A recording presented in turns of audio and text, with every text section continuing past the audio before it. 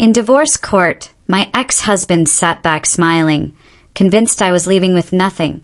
His lawyers nodded, the room went quiet, and everyone assumed the case was finished. I didn't argue or react. I already knew he'd ignored one crucial line in the prenup. When that detail finally came to light, his confidence collapsed, the mood flipped, and the truth triggered consequences no one was prepared for. Before I tell you how this really began, pause for a moment. Subscribe to the channel and comment where you're watching from. It helps these stories reach people who need them. My husband cleared his throat and spoke like he was reading a victory speech. According to him, the house belonged to him. The investments belonged to him. The vacation property belonged to him. Every sentence ended the same way, with ownership emphasized, with certainty sharpened like a blade. His lawyer nodded along, calm and confident, already acting as if the meeting was a formality rather than a negotiation. My attorney sat beside me without reacting. That stillness was deliberate. I'd learned over the last few weeks that composure could be more unsettling than anger. When my lawyer finally asked what I would receive, my husband laughed.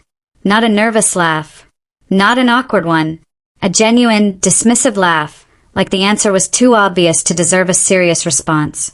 I would receive my personal belongings. I would receive my aging car. And that was it. I felt something tighten in my chest. Not surprise, not shock, but recognition. This was who he really was. The man I had supported, defended, and built a life around was now speaking to me as if I were a minor inconvenience, a footnote to his success. When the mediator suggested a short break, I welcomed it. The moment the door closed behind us, I finally let myself breathe. The question slipped out before I could stop it. I asked if he was right. I asked if I had signed everything away years ago without understanding what it meant. My attorney didn't answer right away. Instead, she opened her folder and pulled out a document I hadn't seen in more than a decade. The agreement I'd signed before the wedding. The one I'd been told was just a formality. The one I was assured we would never need. She turned to a specific page. That was the moment everything shifted. The clause was dense, buried among legal language meant to discourage careful reading. It stated that after a certain number of years, the agreement would no longer apply. The words didn't jump off the page. They waited quietly, confident in their place. I read it again, then again. The agreement had expired. Not recently, not barely. It had expired years ago. The realization didn't arrive as joy or triumph. It came as clarity, the kind that steadies your hands and slows your heartbeat. The kind that tells you the story you were told is not the one you have to live. My attorney explained that the provision was standard at the time, a safeguard included by careful drafters. My husband had never noticed it. He had never reread the agreement. He had simply assumed it protected him forever. I asked whether we should tell him immediately. My attorney studied my face, weighing strategy against instinct. She warned that revealing it too soon might prompt him to hide assets or change tactics. She reminded me that his greatest weakness had always been arrogance.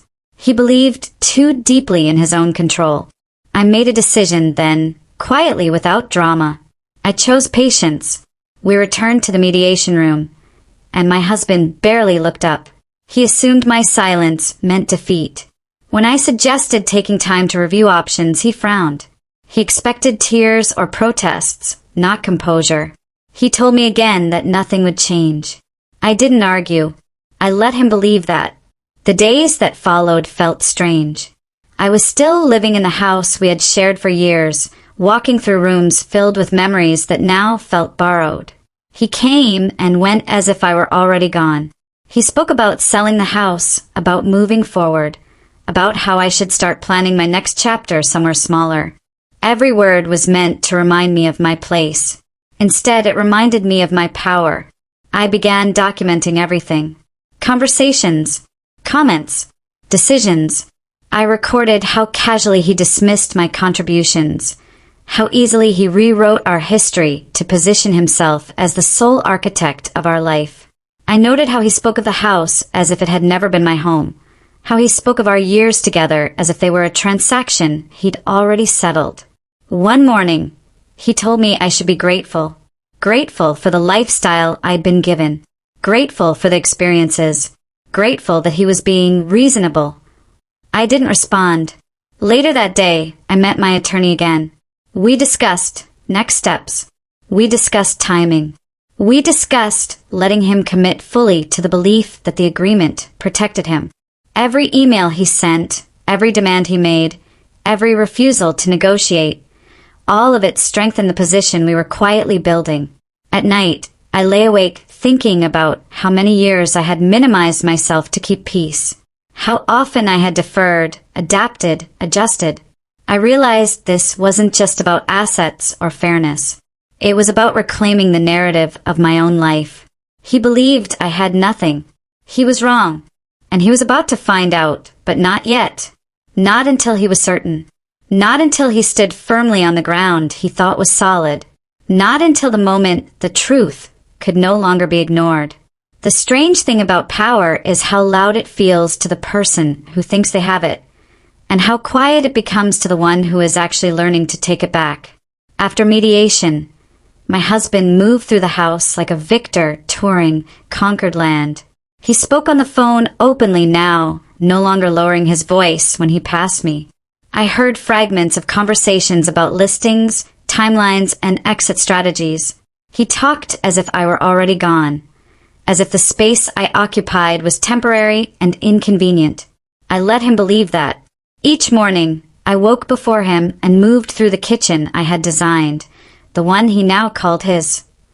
I ran my hand along the counter I'd chosen, remembered the arguments over costs, the nights I stayed up comparing materials because he was too busy to care. I remembered how proud he'd been when guests admired it, and how quickly he forgot my role once the praise was over. That pattern had defined our marriage more than I wanted to admit. When he finally acknowledged me directly, it was only to remind me of deadlines. He told me I should start looking for a place. He said it casually, like he was offering helpful advice instead of eviction. He talked about my future as if it were a charity project. I told him my lawyer believed the agreement could be challenged. He laughed. That laugh stayed with me long after he left for the day. Not because it hurt, but because it confirmed exactly what my attorney had said. He didn't fear losing. He didn't even consider it a possibility. To him, the outcome was already written. That confidence was dangerous for him, and useful for me. I started gathering evidence, not to attack, but to defend the truth of my own contributions. Emails where I'd arranged meetings that later became lucrative deals. Messages where he asked me to smooth things over with clients after his temper flared. Notes from renovations I'd overseen while he traveled. Financial records showing where my personal funds had quietly supported joint ventures he now claimed as solely his. I wasn't building a case out of anger. I was building it out of accuracy. In the afternoons, I left the house more often. I spent time in places that reminded me of who I had been before my world narrowed to fit his ambitions. I walked through galleries. I sat in quiet spaces where no one expected anything from me. I spoke to people who asked about my work, not my marriage. That was when the first unexpected door opened.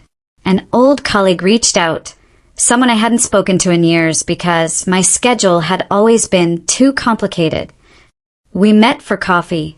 She listened without interrupting as I explained what was happening, then asked a question no one had asked me in a long time. What do you want now? The question stunned me. For years, my wants had been filtered through feasibility, timing, and his approval. I had stopped asking myself that question because the answer always seemed inconvenient. Now, for the first time, it felt possible again. Back at the house, his behavior grew bolder. He stopped pretending to be considerate. He brought his confidence into shared spaces, left papers out, spoke openly about meetings I was no longer invited to. Once, I overheard him telling someone I would land on my feet because I was resourceful like that. It sounded like praise. It wasn't. It was justification. One evening, he returned home irritated. A deal hadn't gone as planned. He vented, pacing the living room, complaining about people who didn't recognize his value. I listened without comment the way I always had. Then he said something he had never said before. He told me I should be grateful he hadn't dragged things out. Grateful he was being efficient. Grateful he wasn't trying to punish me. The irony nearly made me smile. I realized then that he genuinely believed he was being generous. That in his mind I was already receiving more than I deserved. That belief explained everything, past and present. Later that night, I wrote it all down. Not because I needed proof for court, but because I needed proof for myself. Proof that I wasn't imagining the imbalance. Proof that my silence had never meant consent. Proof that my calm now was not weakness, it was clarity. When I met my attorney again, she reviewed the notes with careful attention. She didn't rush. She didn't interrupt. When she finished, she nodded once and said exactly what I needed to hear. He's underestimating you. We discussed next steps, formal discovery, timelines, strategy, but beneath all of it was one simple truth. The longer he believed the agreement protected him, the more committed he became to that position. Every email asserting his ownership, every refusal to negotiate, every reminder that I would get nothing, all of it was building the record. And then something happened that confirmed we were right to wait. He brought someone else into the house. I heard laughter before I saw them, a voice that didn't belong there. I stood still for a moment, hand on the banister, heart steady, not racing. When I walked into the room, the surprise on his face told me everything. He hadn't expected me home. He hadn't expected confrontation. He certainly hadn't expected composure. The woman looked uncomfortable. He looked defensive. I didn't raise my voice. I didn't accuse. I simply reminded him politely that the house was still shared property, that appearances mattered, that decisions made now could have consequences later.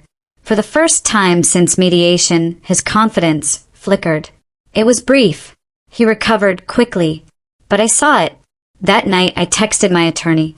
Just facts. No emotion. No commentary. Her response came immediately. Good. That helps. I slept better than I had in weeks.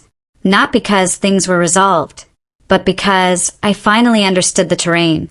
He thought the battle was over. I knew it hadn't even begun. And when the moment came, when the truth surfaced, when the clause he never read finally stood in the light, he would have no one to blame but himself. I wasn't rushing toward that moment. I was preparing for it. Carefully, quietly, on my terms. By the time the formal discovery process began, my husband had settled into a dangerous rhythm. One built entirely on certainty. Certainty that the agreement protected him. Certainty that I would eventually come to my senses. Certainty that time, pressure, and discomfort would wear me down.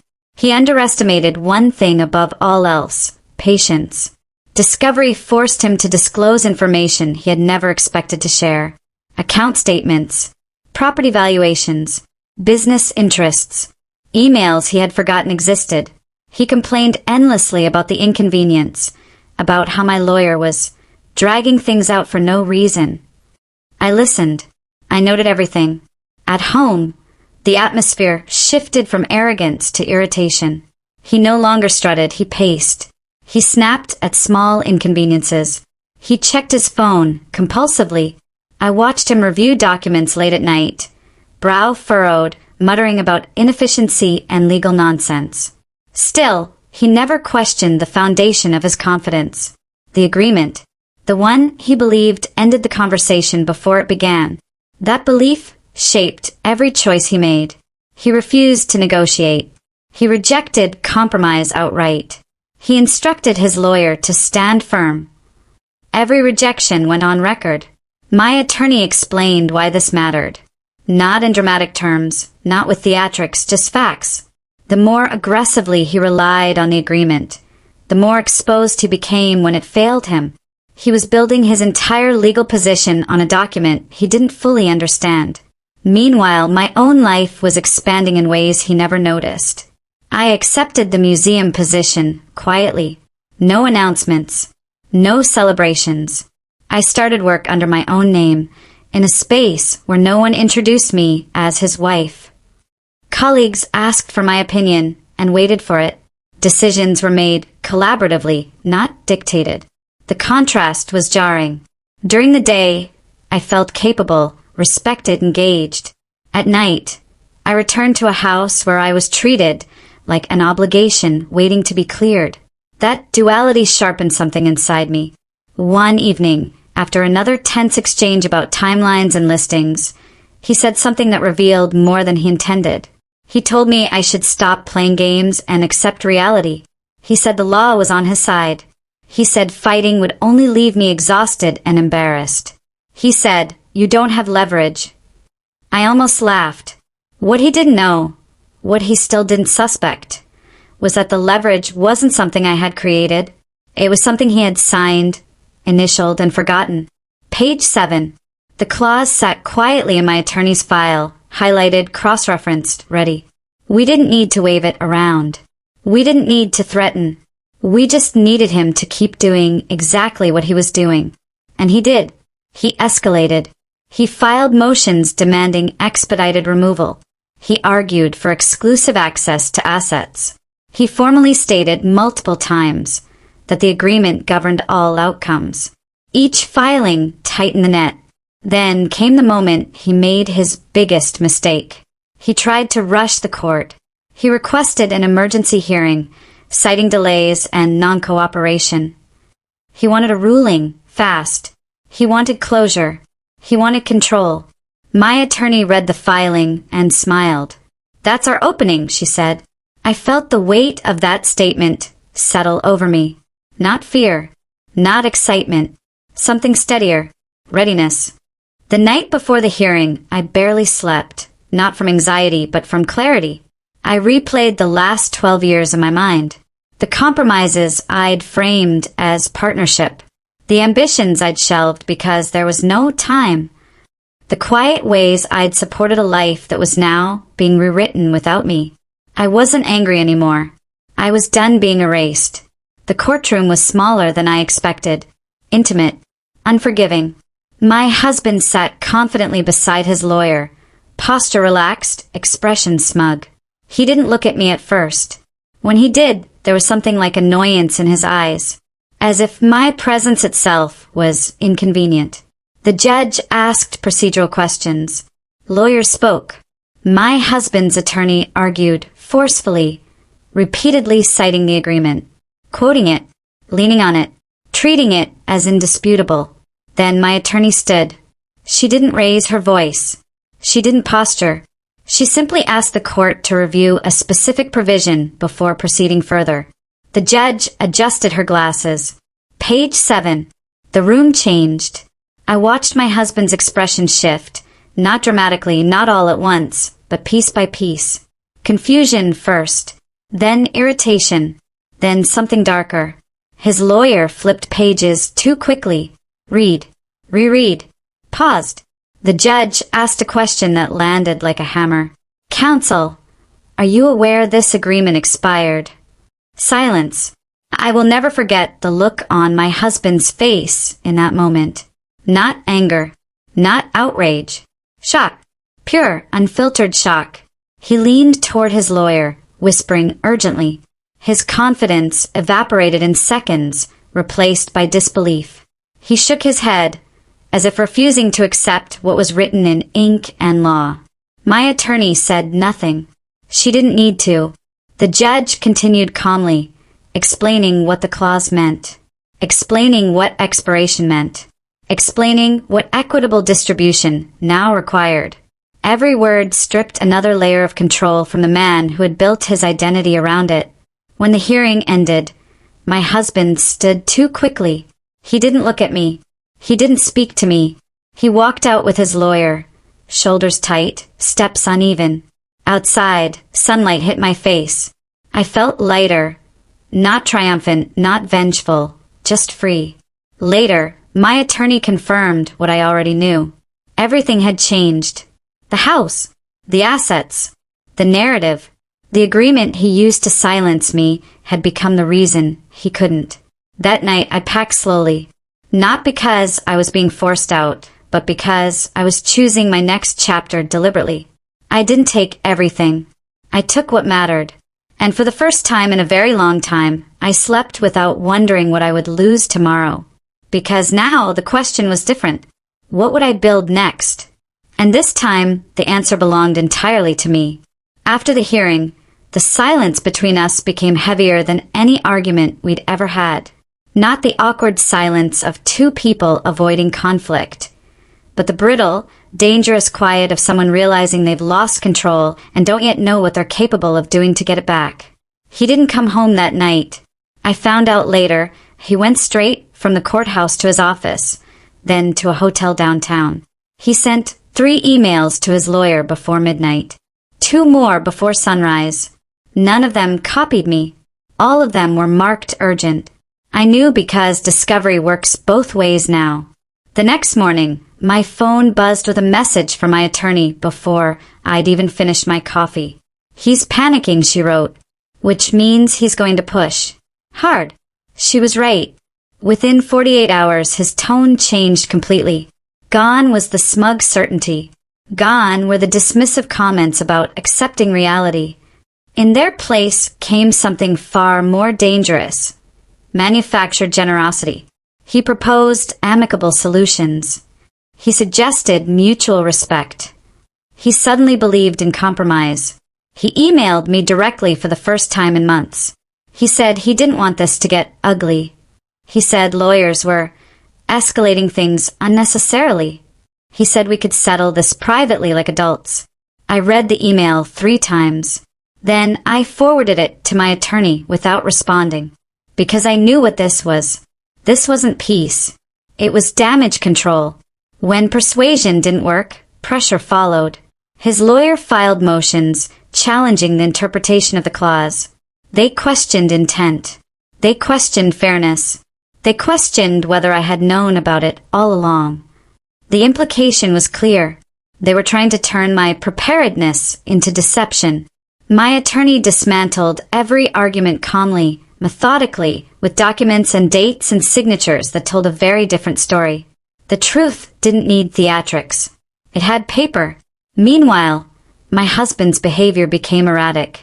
He showed up at the house unannounced one afternoon, claiming he needed personal files. He lingered too long in rooms he used to control. He commented on small changes, new plants, rearranged furniture, as if they were provocations. "You're moving on fast," he said, voice tight. "I'm living," I replied. That answer seemed to unsettle him more than anger ever would have. A week later, he tried a different tactic. He called my sister. They had never been close. He'd tolerated her, dismissed her opinions, joked about her overprotectiveness. But now, suddenly he wanted her help. He framed himself as wounded, confused, blindsided. He asked her if she thought I was being influenced, if she thought I was being unreasonable, if she thought I was acting out of character. She told him exactly what she thought. She told him I'd finally stopped shrinking. When he realized he was losing allies, he retreated again, this time into bitterness. His filings grew aggressive, accusatory. He alleged emotional manipulation, claimed I was sabotaging his business reputation by refusing to cooperate, suggested I was intentionally prolonging the process out of spite. The irony would have been laughable if it weren't so familiar. For years, my restraint had been labeled weakness. Now, my boundaries were being framed as cruelty. The court saw through it. The judge ordered full financial disclosure, including accounts he'd never mentioned before. Offshore holdings, deferred compensation, business interests tucked into layered entities designed to obscure ownership. The more the truth surfaced, the more his image cracked. I learned things I hadn't known, not because I'd been blind, but because I'd trusted. And trust, once broken, reveals just how much was hidden beneath it. At the same time, my own life was stabilizing in ways I hadn't expected. The museum role expanded quickly. I was asked to lead projects, speak at panels, consult on acquisitions. People sought my opinion without filtering it through him. For the first time in years, my name stood alone. One afternoon, after a particularly productive meeting, I realized something startling. I wasn't waiting for updates from my attorney anymore. The case no longer consumed me. It existed, yes, but it no longer defined me. That realization scared me more than the courtroom ever had, because detachment meant I was truly letting go. He noticed. During our next court-mandated meeting, he watched me closely. My posture, my expression, the ease with which I spoke. When I didn't react to his barbed comments, he grew visibly frustrated. At one point, he leaned toward me and whispered, "You think you've won?" I met his gaze calmly. "I think I've stopped losing." That was the moment something hardened in his eyes. The negotiation that followed was brutal. Numbers were debated, assets dissected, contributions quantified. For the first time, he had to listen while my attorney outlined, line by line, what I had brought into the marriage. My work, my income, my unpaid labor, my professional sacrifices. He tried to interrupt, tried to minimize, tried to redirect. The judge shut him down. "Let counsel finish," she said coolly. I sat there, hands folded, breathing evenly as my life was retold, not as background noise, but as evidence. I watched him realize that the narrative he'd relied on for years, the one where I was supportive but replaceable, was being dismantled in real time. By the end of the session, he looked exhausted, not tired, exposed. Outside the courthouse, reporters waited, not for us, but for an unrelated case. Still, he flinched as cameras clicked nearby. For the first time, he understood something crucial. Control isn't just about money. It's about perception, and he no longer had either. That evening, I went home to an apartment I'd chosen myself. Smaller than the house we'd shared, but filled with light, with quiet, with space that didn't echo with someone else's expectations. I cooked dinner for one. I didn't check my phone. I didn't replay conversations. I slept deeply. The next phase came faster than I expected. His attorney reached out with a revised settlement proposal. Substantially different. Fairer. Structured. Real. My attorney read it carefully, then looked at me. "This is a concession," she said. "A real one." I nodded. "But not enough," I replied. She smiled, not with satisfaction, but with respect. Negotiations continued for weeks. Each round revealed more. More assets. More truths. More evidence of just how much he'd assumed he could walk away with. And each round, my position grew stronger, not because I was pushing harder, but because the foundation beneath me was solid. Eventually, the settlement came together. Not perfect, not poetic, but just. The day it was finalized, there were no speeches, no apologies, no closure-filled conversations. He signed first. I signed second.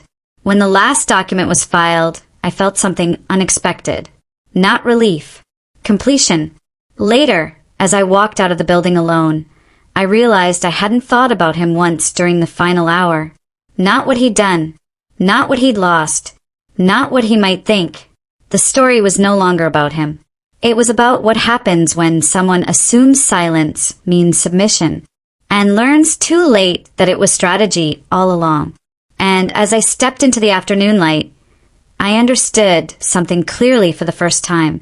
The agreement didn't give me my power back. It only revealed the power I'd already reclaimed. And the best part? I was just getting started. The settlement changed everything, but not in the way people imagine. There was no dramatic aftermath. No shouting. No sudden collapse on his side, or instant celebration on mine. What followed was quieter, sharper, and far more revealing. Power doesn't always explode. Sometimes it dissolves. The first sign came 2 weeks after the agreement was finalized. I was in my new office, glass walls, long desk, a view that caught the afternoon sun just right when an email notification slid across my screen. It wasn't from my attorney. It wasn't from the court. It was from him. The subject line was neutral, almost polite. Clarification needed.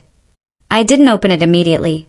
Not because I was afraid of what it said, but because I no longer felt urgency when his name appeared. That alone told me how far I'd come. When I did read it, the message was carefully worded. He wanted clarification on timelines, on asset transfers, on a clause related to shared liabilities. The language was professional, restrained, stripped of emotion. But underneath it, I could see the shift. This wasn't a man issuing instructions anymore. This was a man asking. I forwarded it to my attorney and went back to work. That same week, something else began to happen. People started reaching out to me directly. Former colleagues, industry acquaintances, partners who used to route everything through him now wanted meetings with me. They wanted my input, my perspective, my name on projects. At first, I assumed it was coincidence. It wasn't. I learned later that his business had taken a hit, not financially, but reputationally. Word travels fast in certain circles, especially when someone's carefully curated image cracks. The divorce hadn't painted him as a villain. It had painted him as careless. Careless with agreements. Careless with details. Careless with people who knew his inner workings. And that made investors nervous. Meanwhile, my world expanded. The museum position evolved into something larger. I was invited to collaborate internationally. Grants were discussed. Articles published under my name alone. I wasn't stepping into a new life. I was stepping back into the one I'd paused. One evening, after a long day of meetings, I came home to a package waiting at my door. No return address. Inside was an old leather-bound notebook. I recognized it immediately. It was mine.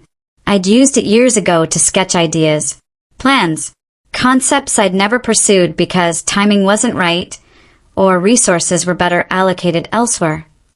He must have found it while packing up the last of his things. There was no note, no apology, just the notebook. I sat on the floor for a long time holding it, not because I was sentimental, but because it confirmed something I'd suspected. He finally understood what he'd underestimated. Not the money, not the clauses, not the legal strategy. Me. Around that time, mutual acquaintances started choosing sides. Not loudly, not publicly, quietly. Dinner invitations shifted. Conversations changed tone. Stories were retold differently, with pauses where my name used to be minimized.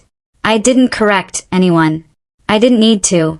The truth doesn't require enforcement when it's finally visible. Then came the call I didn't expect.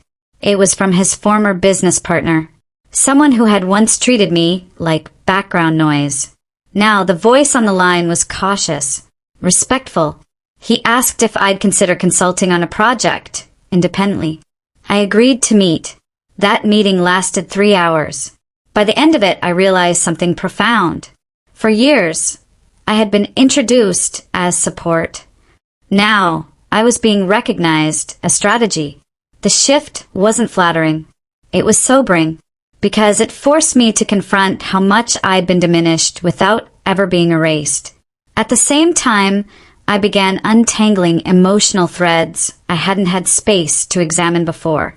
The small comments, the casual dismissals, the way decisions had always been framed as practical when they benefited him, and emotional when they benefited me. I didn't relive them with anger. I analyzed them. Understanding is a form of closure that doesn't require forgiveness. One afternoon, months after the divorce, I ran into him unexpectedly. A conference lobby. Neutral ground. He looked thinner. Tired. He noticed me at the same time I noticed him. There was a moment, just a moment, where old instincts flared. The urge to soften, to accommodate. It passed. We exchanged polite greetings. Nothing more. As we walked in opposite directions, I felt no pull to look back. Later that evening, I learned he'd lost another key account. Not because of the divorce. Because of trust. The pattern was becoming clear. He had built his world on the assumption that control was permanent. I had built mine on adaptation. That difference mattered now. As my life stabilized, I made a decision that surprised even me. I moved. Not out of necessity. Out of intention. A different city. Same country. New pace. The move wasn't dramatic. No announcement. No grand explanation. It was simply time. In the new place, no one knew me as someone's former wife. They knew me as myself. I rented a space with high ceilings and morning light. I filled it slowly, thoughtfully. Books first, then art, then quiet. Work followed naturally. So did peace. Occasionally his name surfaced, usually in third-party conversations. Updates filtered through mutual contacts. He was still negotiating, still adjusting, still recalibrating. I didn't ask questions. The chapter had closed. One night, while unpacking the last box, I found the notebook again. I opened it to a page I'd forgotten existed. A single sentence, written years ago in the margin of a sketch. If this ever ends, begin immediately. I smiled. Not because I'd predicted this ending, but because, somewhere along the way, I'd trusted myself enough to prepare for possibility. That was the real victory. Not the settlement. Not the clause. Not the courtroom. It was the moment I stopped needing proof of my worth from someone who'd benefited from me doubting it. The next morning, I received confirmation on a project that would take me abroad for 6 months. New collaborators. New scope. New influence. I accepted without hesitation. As I closed my laptop, I realized something quietly powerful. The person who once believed he'd leave me with nothing had, in fact, left me with everything that mattered.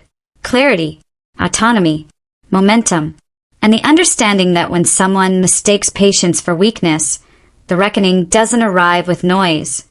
It arrives with distance. And by the time they feel it, you're already gone. The distance did something unexpected. It didn't just separate me from the past, it stripped it of its voice. In the new city, my days unfolded without reference to him. No shared history embedded in cafes. No overlapping social circles. No familiar places carrying echoes of old arguments disguised as jokes. I woke early, not from anxiety, but from habit slowly reshaping itself into intention. Mornings became mine. Coffee by the window. Notes spread across the table. Long stretches of focus uninterrupted by someone else's priorities disguised as emergencies. I learned the rhythm of the neighborhood. The bakery that opened before sunrise, the quiet park where professionals walked briskly with headphones and purpose, the bookstore where no one knew my past and didn't need to. Work intensified. The international project demanded precision, diplomacy, and vision. I wasn't asked to assist. I was asked to lead. Decisions passed through me. Final calls landed on my desk. And every time I signed my name, it felt less like a declaration and more like a confirmation. This was not a new version of me. This was the version that had been waiting.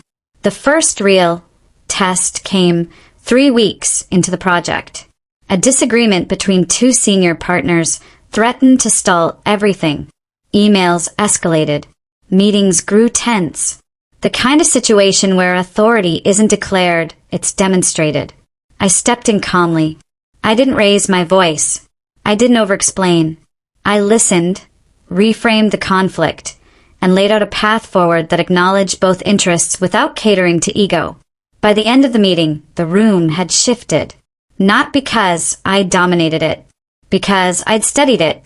Later that evening, one of the partners pulled me aside.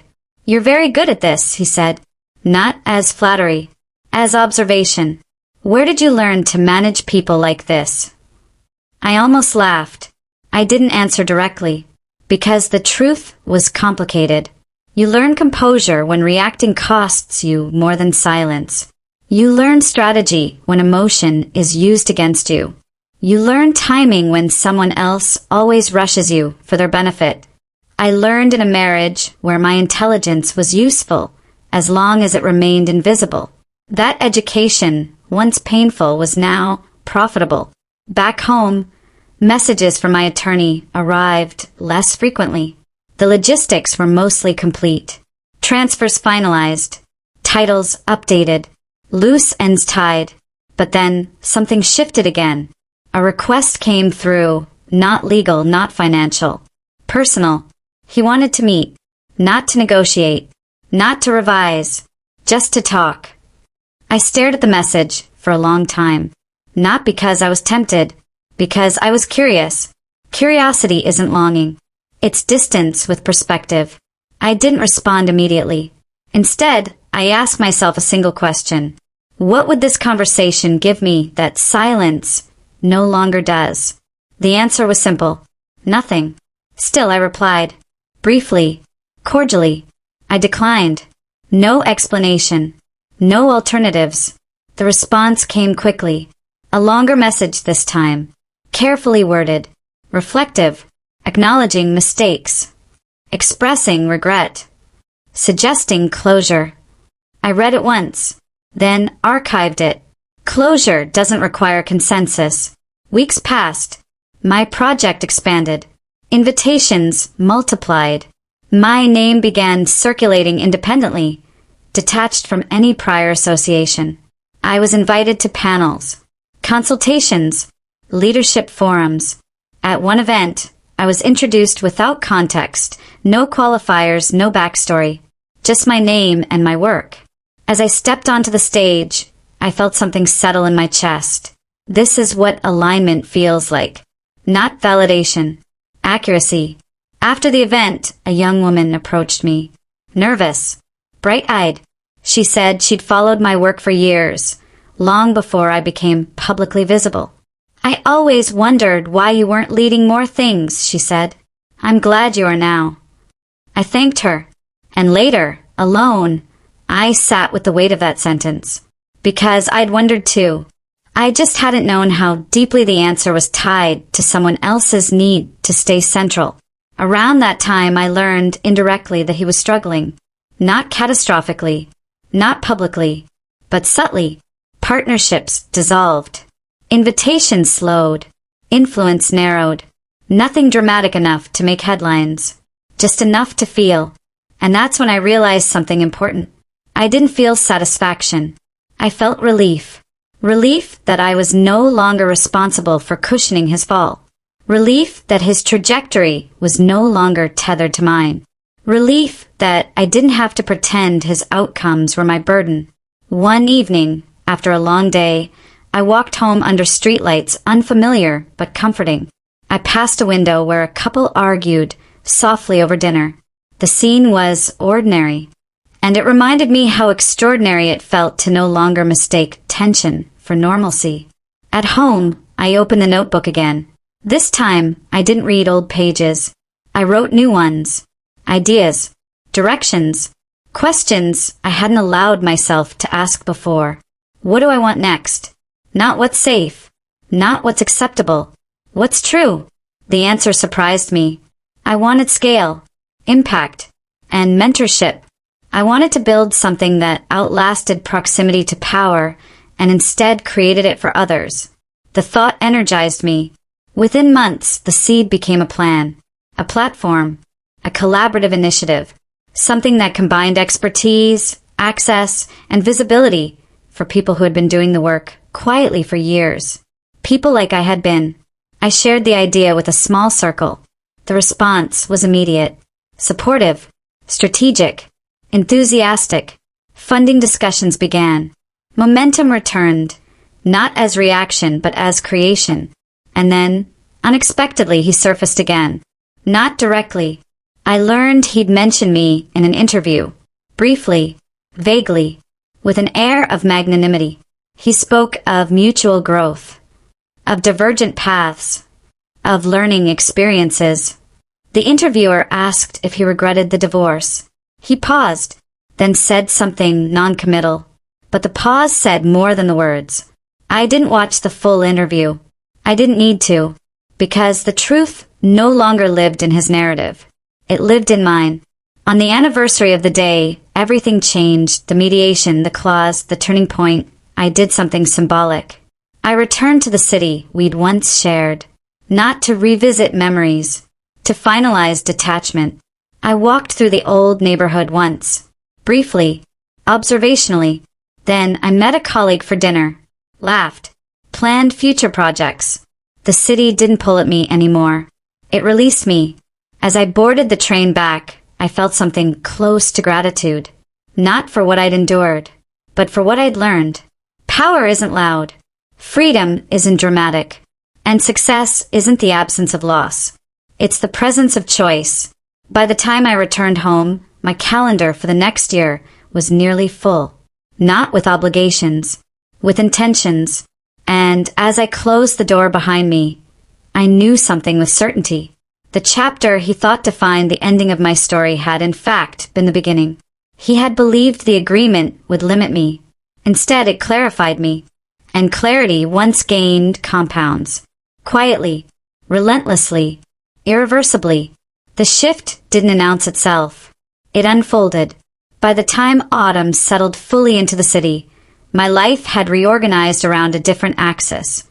Not reaction, not recovery, direction.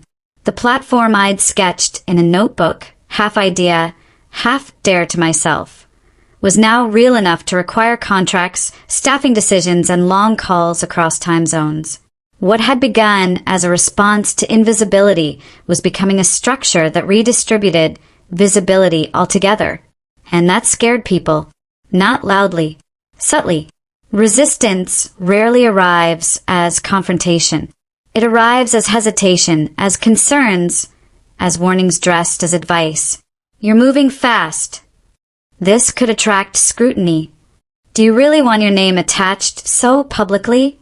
I listened, then proceeded anyway, because I recognized the pattern. Those warnings sounded exactly like the ones I'd once accepted, back when momentum had to be filtered through someone else's comfort. This time there was no filter. The first major initiative launched quietly. No press release, no fanfare, just execution. Within weeks, it drew attention from circles I hadn't anticipated, people who recognized the need because they'd felt it themselves but never had the leverage to act on it. Emails began arriving from professionals who said things like, "I didn't know there was space for this. I thought I was the only one. I've been waiting for something like this my entire career." Each message reinforced something I'd come to understand deeply. When one person steps out of containment, others recognize the exit. Not everyone celebrated. There were murmurs, speculation, attempts to trace my rise back to him, as if my credibility required an origin story that still centered him. I ignored it, not out of spite, out of clarity, because I'd learned that engaging with minimization, explaining yourself, correcting narratives, justifying success, only reinforces the premise that your authority is conditional. Mine wasn't. It was earned. One afternoon, during a strategy session, a junior colleague asked me something unexpected. "How did you know when to stop compromising?" The room went quiet. I considered the question carefully, then answered honestly. I didn't know at first. I just knew when compromising started costing me my future. That answer stayed with me long after the meeting ended, because it reframed the past not as endurance but as data. Every dismissed idea, every postponed ambition, every time I'd been told to wait, they weren't failures. They were signals, and I'd finally learned how to read them. The legal proceedings concluded not with drama, but with arithmetic. Assets divided, titles transferred, accounts closed. The numbers were significant, but what mattered more was the process. He contested, delayed, reframed, tried more than once to turn negotiations into conversations, to reclaim familiarity as leverage. Each attempt was met with professionalism, not emotion. Boundaries enforced not with anger, but with consistency. That consistency did something remarkable. It stripped him of access to my reactions, and without reactions, his strategies collapsed. I heard, through intermediaries, that he was frustrated by my coldness. The word amused me. Coldness implies absence of feeling. What I felt was presence, grounded, deliberate, unavailable for manipulation. That distinction mattered. The final meeting occurred in a neutral office. Brief, efficient. At the end he lingered, as if expecting something unscripted. A look, a comment, a crack. I offered none. As I stood to leave, he said my name. Just once. I turned. Not because I owed him attention. Because I was curious. He hesitated, then said, "You've changed." I smiled, not kindly, not cruelly. Accurately. "Yes," I said. "And that's the point." I left without waiting for a reply. Outside, the city moved around me, unconcerned, alive. The moment passed without ceremony, and I knew I'd crossed a threshold that didn't require acknowledgement to be permanent. In the months that followed, my work expanded internationally. Partnerships formed. Invitations arrived. Panels, boards, advisory roles. Not because of who I'd been married to, but because of what I'd built. At one conference, I was introduced by someone who'd never known my personal history. They described my work, my impact, my vision. Nothing else.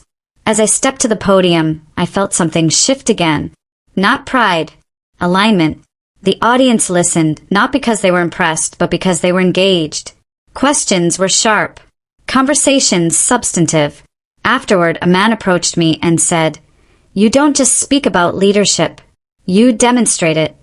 I thanked him, but privately I thought, leadership isn't dominance. It's permission. Permission for others to imagine themselves beyond the roles they've been confined to. That night, alone in my hotel room, I reflected on how much had changed. Not externally, internally. I no longer measured success by contrast, by proving him wrong. I measured it by coherence. Did my actions match my values? Did my work reflect my intellect? Did my life feel expandable? The answers were finally yes. I slept deeply. The next morning, I received an unexpected message. Not from him. From someone who'd once worked under him. Brief. Careful. They thanked me. For what? They didn't specify. But I understood. Sometimes, watching someone reclaim power reconfigures what you believe is possible. I didn't reply. Not because I was dismissive, but because gratitude doesn't always require exchange. It requires absorption. As winter approached, the platform reached a milestone that would have once felt impossible. Funding secured. Long-term sustainability ensured. The team celebrated quietly. No champagne. No speeches. Just shared understanding. This wasn't about arrival. It was about momentum. One evening, as I walked home, I passed a window glowing warmly. Inside, a woman sat alone at a table, papers spread out, face intent. She looked focused, free. I recognized myself in that reflection, not as I'd been, but as I was becoming. And I realized something essential.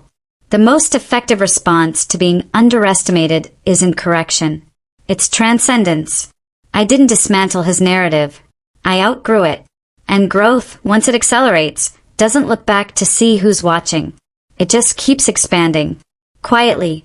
Decisively. On its own terms. By the end of that year, I no longer referred to my life as after. There was no before and after anymore. There was simply now.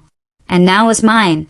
Time did what it always does. When you stop fighting it, it widened everything. Perspective. Distance. Possibility. By the start of the following year, my life no longer felt like a response to what had happened. It felt authored, deliberate, designed with intention rather than defense. The platform had matured past its fragile stage. What began as an idea born from exclusion had evolved into an ecosystem. Mentorship pipelines, strategic partnerships, funding structures that didn't just support projects, but sustained people. The quiet kind of power, the kind that doesn't announce itself, but reshapes rooms once it enters them. I spent more time listening than speaking. Not because I lacked conviction, but because leadership at this stage required discernment. Who needed a voice amplified, who needed protection from being erased, who needed to be challenged rather than comforted. And I'd become very good at recognizing patterns, because I'd lived inside one for years. At a closed-door summit, a senior executive made a comment that froze the room. "Some people are better supporters than leaders," he said casually, as if stating fact rather than belief. "It's not a flaw. It's just how it is." The old version of me would have catalogued the comment silently, noted the discomfort, and moved on. This version didn't. I leaned forward and asked evenly, "What criteria are you using to determine that?" He hesitated, not because he lacked intelligence, because he hadn't expected resistance. He began to answer, vaguely, circularly. I let him finish, then said, "What you're describing isn't ability. It's access." The room shifted. I continued, not raising my voice. Leadership doesn't emerge from temperament alone. It emerges from permission, opportunity, and tolerance for visibility. When those are selectively distributed, outcomes look like preference, but they're actually policy. Silence, then discussion, then recalibration. Afterward, several people approached me privately. One said, "I've thought that for years. I just didn't know how to say it." I smiled. That was becoming a familiar refrain. As influence expanded, so did scrutiny. Articles, profiles, commentary. Not all flattering. There were whispers about my sudden rise. Questions about timing. Implicit suggestions that my success was reactive rather than earned. I read none of it directly. I'd learned something critical. You don't need to consume narratives that were never written for your benefit. Instead, I focused on output, creation over correction, and the work spoke louder than any insinuation. The initiative's first annual report exceeded expectations. Measurable impact, documented outcomes, independent audits. Numbers don't argue. They validate. One afternoon, while reviewing materials with my team, a junior analyst paused mid-sentence. "Can I ask you something?" she said. "Of course. How do you know when to stop explaining yourself?" I leaned back, considering. "When explanations are no longer for clarity," I said, "but for permission, that's when you stop." She nodded slowly, as if something had clicked. That moment mattered more to me than any press mention, because it meant the work was multiplying, not just structurally, philosophically.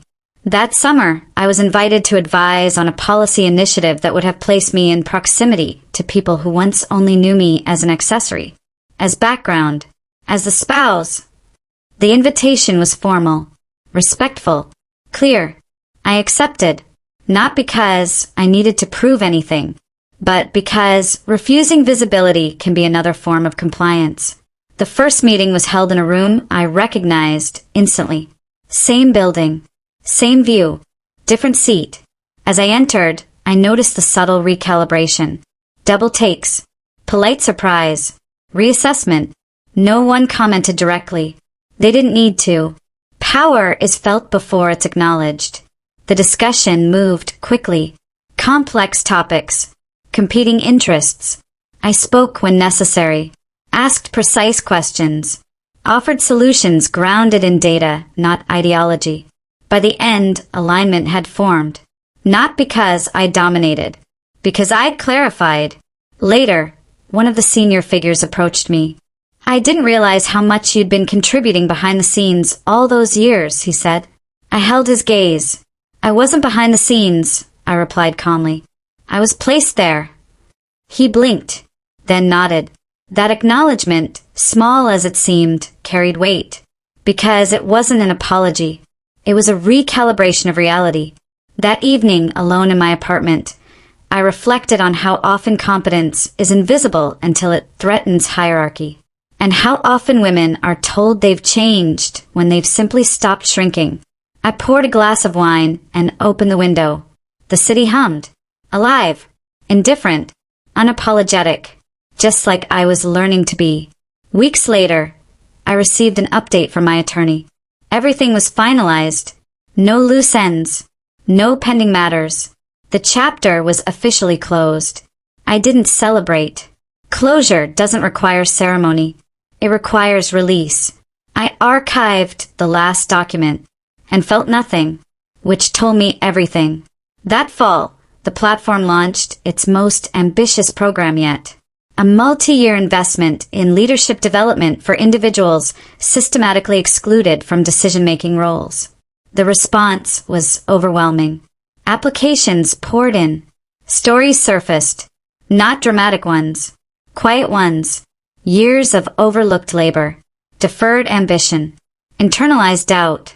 Reading them was both humbling and infuriating, because talent had never been scarce. Opportunity had.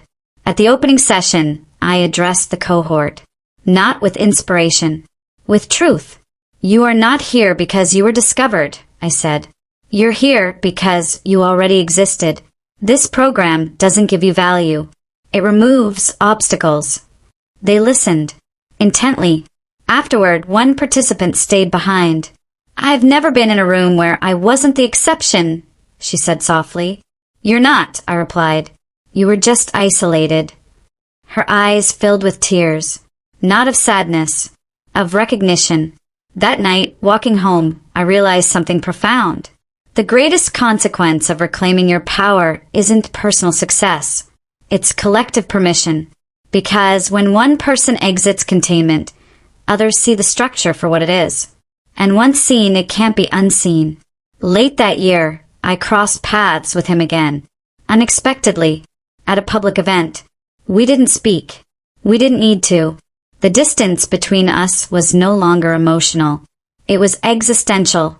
We occupied different trajectories, different futures, and for the first time I felt no curiosity about his, only clarity about mine.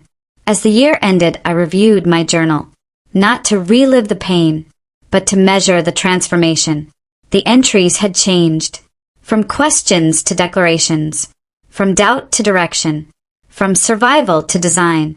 On the final page I wrote, I didn't outmaneuver him. I outgrew the version of myself that needed his approval.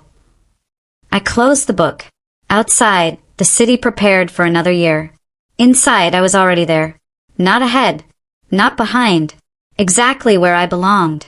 And nothing, no contract, no narrative, no person, could put me back where I'd been. Because once you recognize your own authority, you don't give it away again. You build with it, and let the world adjust. The future didn't arrive with a dramatic turn. It arrived with continuity. By the time the platform entered its second full year, it no longer needed my constant presence to function. That, more than any headline or milestone, was the clearest indicator of success. Systems held. People led. Decisions cascaded without bottlenecking through me. That was intentional. I had learned, painfully and precisely, that true authority isn't proven by indispensability. It's proven by resilience without you. That lesson alone marked how far I'd come. I began to step back, not out but upward. Strategy instead of operations. Vision instead of execution. The work didn't shrink. It sharpened. And in that space, something unexpected happened. I had time. Not empty time. Not restless time. But spacious time. Time to think without urgency. Time to choose without defense. Time to imagine without asking permission. I traveled more. Not to escape but to observe. Cities where no one knew my history. Cafes where I was simply another person with a notebook and an agenda. I listened more than I spoke. Watched how people claimed space or surrendered it, without realizing they were making a choice. Patterns repeated everywhere. Power isn't seized. It's allowed.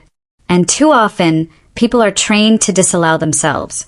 That realization reshaped my next move. I began writing, not memoir, not confession, but analysis. Essays that trace the quiet mechanics of erasure. How competence is redirected. How contribution is minimized. How ambition is reframed as inconvenience when it doesn't serve existing hierarchies. The response was immediate. People didn't say, "This is brilliant." They said, "This is familiar." That mattered more. Familiarity means recognition. Recognition means you're not alone. And not being alone is the first step toward change. Invitations followed, not just to speak, but to advise. Boards, committees, institutions that wanted more than optics. They wanted frameworks. I was careful about what I accepted, because proximity to power is meaningless if it doesn't alter outcomes. At one closed session, a senior leader asked me directly, "How do we keep people like you from leaving before we realize what we're losing?" I didn't answer immediately. Then I said, "You stop confusing loyalty with silence." The room stilled. I continued calmly. People don't leave because they're ungrateful. They leave because staying requires self-erasure. And eventually, erasure costs more than departure.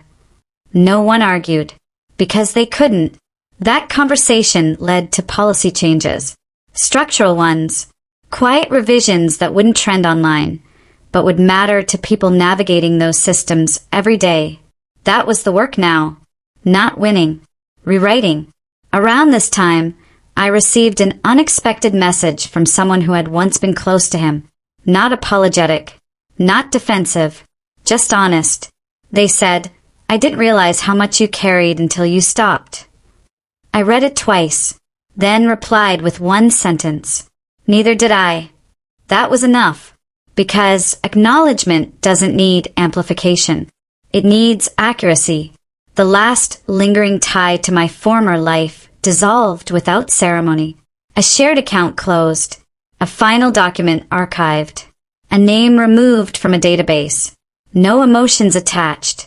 Just completion. I noticed something then. I no longer referred to the marriage as a loss. Not even privately. I referred to it as context. Context explains. It doesn't define. That distinction was everything. One evening, while reviewing applications for the next cohort of the leadership program, I came across a familiar pattern. A candidate whose resume showed excellence, but whose language was cautious, apologetic, overqualified yet uncertain. I scheduled a call. During the conversation, I asked a simple question. "Why do you think you're not ready?" There was a pause, then a quiet answer. "Because no one has ever told me I am." I nodded, then said, "I'm telling you now." Silence, then emotion. That moment, small, contained, human, meant more than any courtroom victory ever had. Because this wasn't about defeating someone else's power. It was about redistributing it. I realized then that the true conclusion of my story had nothing to do with him. He was a catalyst, not a centerpiece. The final shape of my life didn't resemble a reaction. It resembled authorship. On the anniversary of the mediation, the day I'd learned about page 7, I did something symbolic. I didn't revisit documents. I didn't reread journals. I didn't reflect on the past. I hosted a dinner. A long table. Mixed backgrounds. Different industries. People who had crossed thresholds of their own. The conversation flowed easily. No posturing. No hierarchy. At one point, someone raised a glass and said, "To unexpected turns." I smiled. Not because it was clever. Because it was true. Later that night, after everyone had left, I stood alone in the quiet room. Plates cleared. Candles burned low. And I felt something settle, completely. Not triumph. Integration. The parts of me that had once been divided, strategic and emotional, ambitious and cautious, visible and hidden, had reconciled. I was no longer performing coherence. I was living it. Before going to bed, I opened my notebook one last time. Not to plan. To conclude. I wrote. I was never asking for more than I deserved. I was asking in a system designed to say no. Once I stopped asking and started deciding, everything changed. I closed the book. That was the ending. Not because the story stopped, but because the struggle did. And what followed, what continues now, isn't about proving anything. It's about building, choosing, and leading from a place no one else gets to define. That's what page 7 gave me. Not leverage, liberation. And that finally was the gift I kept. If my story moved you, don't scroll away. Subscribe to the channel, tap like, and share where you're watching from. Your support helps these stories reach people who need clarity, courage, and a reminder that quiet strength always wins.